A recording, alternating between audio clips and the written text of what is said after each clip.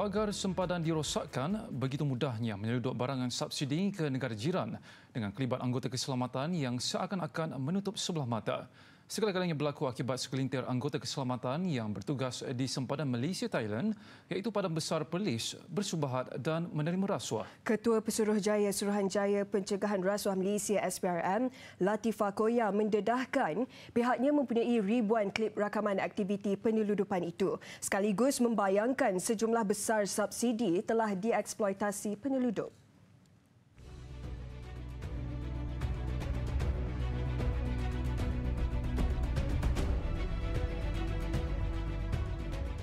Video berdurasi 11 minit yang ditayangkan kepada media siang tadi ini sebahagian daripada ribuan klip yang diperolehi SPRM dari sumber tidak dinamakan. What we show is just samples of clips.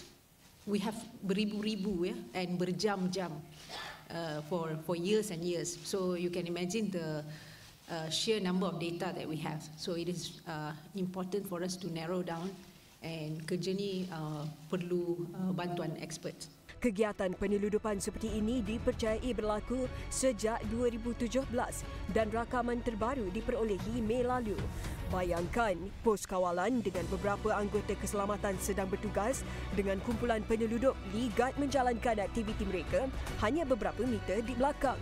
Ketua Cawangan Audio Video Bahagian Forensik SPRM, Badri Azmi berkata, kegiatan itu kerap dikesan berlaku pada waktu pertukaran shift anggota keselamatan seawal jam 6 hingga 9 pagi. Modus sederhana yang digunakan cukup mudah. Berjumpa dengan anggota keselamatan yang bertugas di sepanjang sempadan dan mendapatkan kebenaran untuk memulakan aktiviti penyeludupan. Antara barang yang diseludup ialah minyak masak, tepung gandum, bawang, diesel, petrol dan barangan runcit yang murah di Malaysia berbanding negara jiran. Turut diseludup bungkusan guni yang disyaki berisi daun ketum.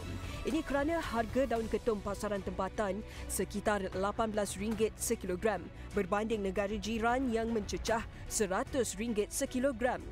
Melalui klip itu juga kelihatan sekumpulan penyeludup mengeluarkan karung guni dari sebuah kenderaan sebelum membawanya dengan cepat ke pagar sempadan yang dipotong dan diserahkan kepada anggota mereka yang sedia menunggu di negara jiran.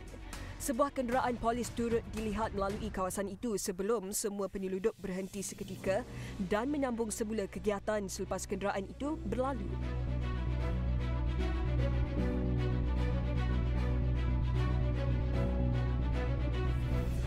Ada yang berperanan sebagai pasukan pemantau yang dilengkapi walkie-talkie untuk menyalurkan maklumat jika mengesan kehadiran pasukan keselamatan. Sejurus selesai aktiviti mereka, kesan tapak kasut akan dibersihkan atau kanvas direntas di laluan lintasan bagi mengelak dikesan pihak berkuasa. Kegiatan sama turut dikesan di kompleks CIQ Padang Besar apabila kelihatan nombor pendaftaran asing bebas meletak kenderaan dan memunggah barangan disyaki bersubsidi seperti minyak masak dan gula.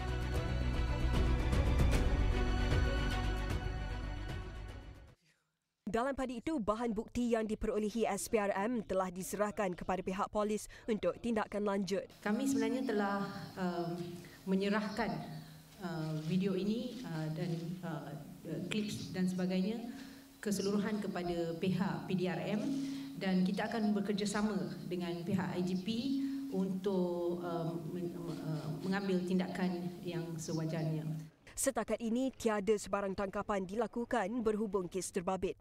Beliau juga menganggap kejayaan SPRM dalam mendapatkan ribuan video itu sebagai satu kejayaan dalam mencegah rasuah berkaitan penyeludupan. Tegasnya, ini bukti jelas bagaimana sempadan negara mudah dibolosi akibat rasuah.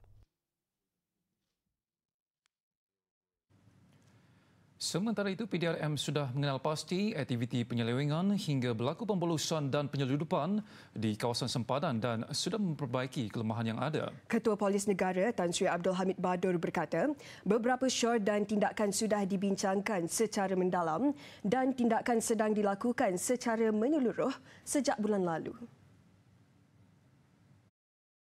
Jelasnya beliau sendiri telah mempengerusikan satu mesyuarat khas yang dihadiri semua Komander Brigade, pegawai pemerintah Batalion Pasukan Gerakan AMPGA dan Komander Pasukan Polis Merin berhubung isu itu bulan lalu. Pihaknya juga sudah mengenal pasti beberapa anggotanya yang dirakam dalam klip video berkenaan. Jabatan Integriti dan Pematuhan Standard serta Jabatan Keselamatan Dalam Negeri dan Ketenteraman Awam telah melancarkan siasatan ke atas klip video itu sejak mereka menerimanya lewat bulan lalu. Kementerian Dalam Negeri KDN dalam pada itu menegaskan tidak akan bertolak ansur dalam menangani isu penyeludupan itu. Menterinya Tan Sri Muhyiddin Yassin berkata, tindakan tegas akan diambil terhadap mereka yang terlibat, termasuk pegawai dan anggota yang bersekongkol dengan sindiket. Maklumat yang nak disampaikan pada kami itu kita alu-alukan dan kita akan siasatlah adakah bukti yang jelas supaya tindakan dari segi undang-undang yang ada pada kita akan kita laksanakan. Termasuk anggota yang terbabit? Ya, kalau ada anggota terbabit, kita tak boleh orang kata kecualikan. Undang-undang tak mengenal sama ada pegawai ke ataupun memang penyeludup ke. Kalau ada yang bersyubhat sekalipun dan ada bukti, memang kita akan ambil tindakan. Hari ini saya mengadakan lawatan kerja ke Pontian.